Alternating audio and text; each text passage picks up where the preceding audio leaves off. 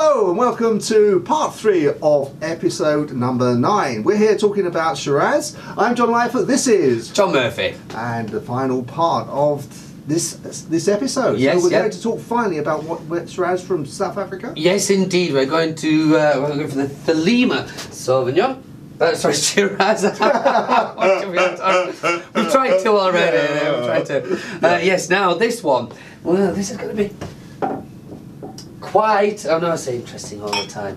I'm right looking forward to trying this. Oh, it's a lot darker. You can see that immediately. Even I can see that immediately. Oh, my last one. Put that away. Look, tidy.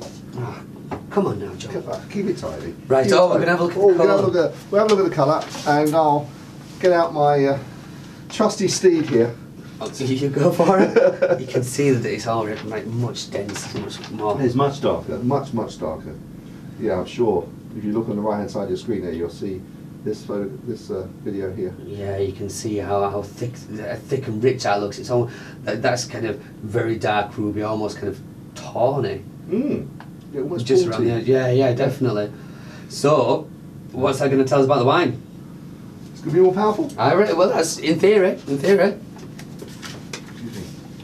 Okay. Right.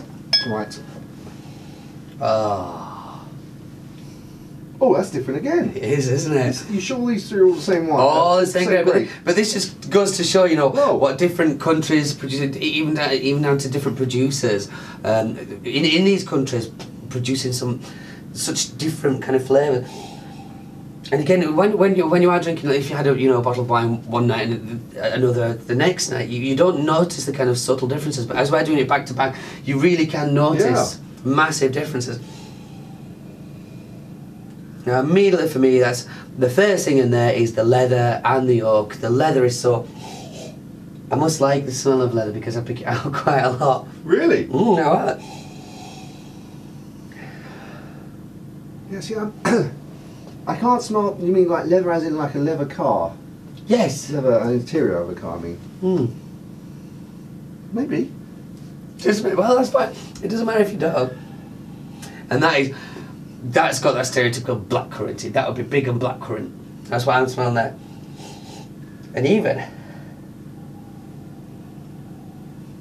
it smells chocolatey. It's got a chocolatey kind of richness about it, even on the nose. So like, yeah, I can understand the richness of. But I tell you what it is. What I'm getting right then. It's the vanilla, and that's probably why I'm thinking The chocolate. Yeah. Or white chocolate. No. Try pulling it. Try and get your nose in then. Right. Kind of pulling it away, so you're kind of just getting not so much. It's not masking so much in there.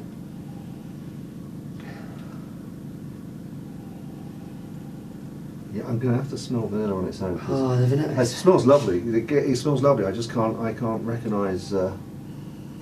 See, that's quite for me. That's quite an obvious one as well. Yeah. It smells. I think this is probably your equivalent to chocolate. It smells like creamy to me. Probably. Yeah. That's the way I would describe it. But well, it's how you describe things as well, isn't it? It's yeah. like it's very difficult to kind of put your finger on it, and that's why people talk about wine can get away with quite a lot. It's true. It's true.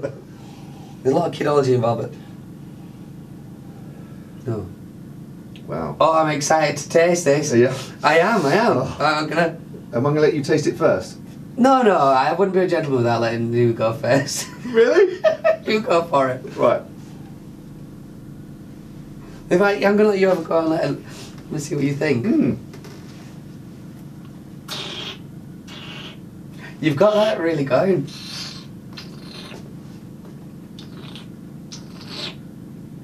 I'm going to have a go. I can't. I'm too excited.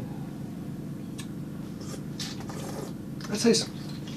When I started, full of flavour, bursting out, as it continued, and just in the last sip there, I felt the alcohol, really a lot of alcohol, as if I was almost drinking the spirit. I mean, not quite as, No, I mean, it's a very heavy. It's also quite heavy on the tannins. That dry edge is really quite apparent there. Just give it a second without having a taste, just kind of hold on to that and see if it, rather than mask it again with that. No, have a second sip actually first, and then we'll leave it. The first one just to get rid of what we just had.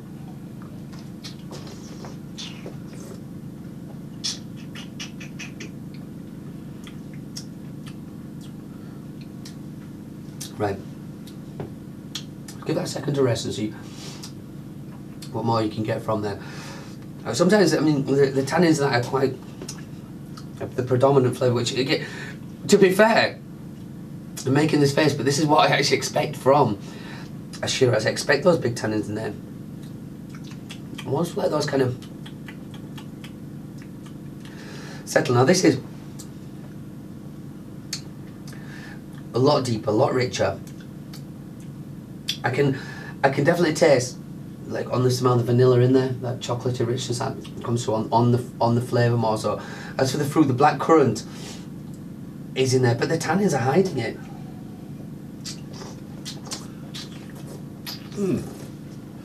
Certainly, forest fruits is what comes to me. You know, so when you get a bowl of forest fruits rather than just one particular berry, for me, yeah, just that sort of taste. The first time, I don't know if it's any more alcoholic, but the inside of my upper lip is slightly tingly, which is the others didn't hit at all. Right. It's obviously not a tasting sensation, but a sensation nevertheless. No, I know exactly what you mean.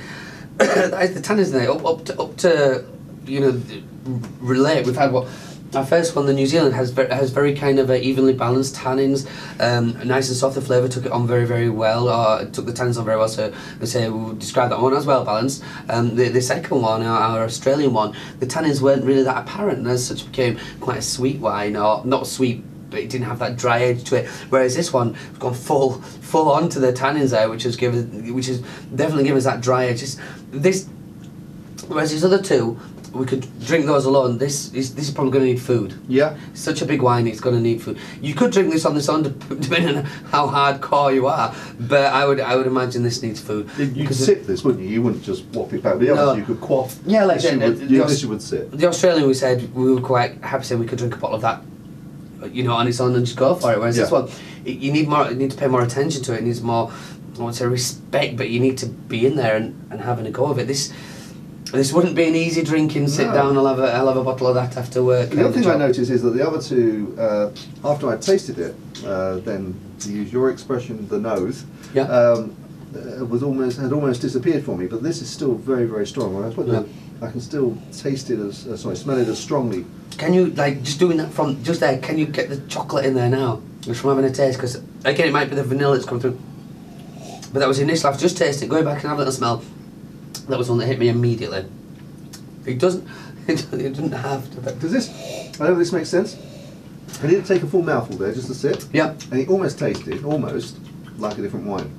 Okay. So just taking a sip rather than a mouthful and washing it around my mouth, just a sip on the tongue. Maybe it's just because it was just the tongue tasting it rather than. Perhaps you're just getting that and not having it all around, getting all the taste but sensation from everywhere. Perhaps.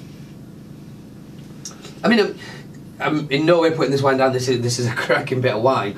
It's also £22. Is it? It is, yeah. You said you wouldn't pay over 20. No, I put 15's my limit. 15's your limit? Yeah, usually, yeah. Depending on, you do play it for sometimes exclusivity, that kind of thing, but I'm not paying for this. Cheers, Martin. Chin, Martin. No.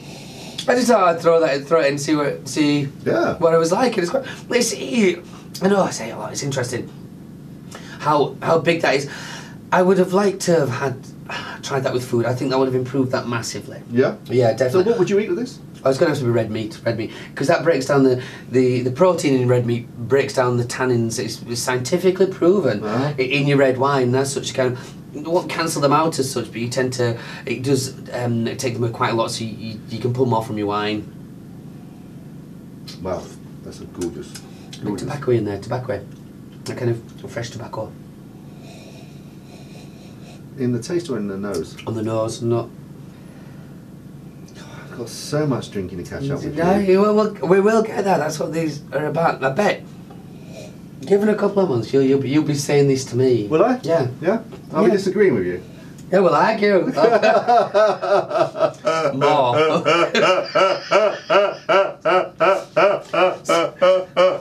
Okay, and after that, well, I reckon that's part 3. I reckon that's part 3. Yeah, and I think our next episode is going to be Pinot. Yes, Grigio, next Pinot Grigio, which of course is quite, it's a fashionable grape, is the Pinot Grigio. So we're going to have to pull out some nice bits and pieces there and see and go through some. Again, be nice to have a go. And based on the viewing figures, the Pinot Grigio video is the most viewed so far. So it is very fashionable. Yeah. And we'll try some old school, and then we'll come up to the kind of newer stuff as well, because that's interesting to go through. I believe I've said it interesting so many times. That's fine. That's very interesting. You should say. I think the other thing that we will be doing shortly is obviously we've tasted, once we've done the Pinot and we've got a Merlot to do on the red. Yep. We'll then be trying to guide you in which ones you particularly liked and where you could go. We'll be experimented from there on. So this is just the base course, and obviously we'll be developing that. So I guess with that, it's good night. Yes, indeed. It's good night from me. Good night from me. Good night. Good night. Chin chin. Chin. Chin. Chin. Chin.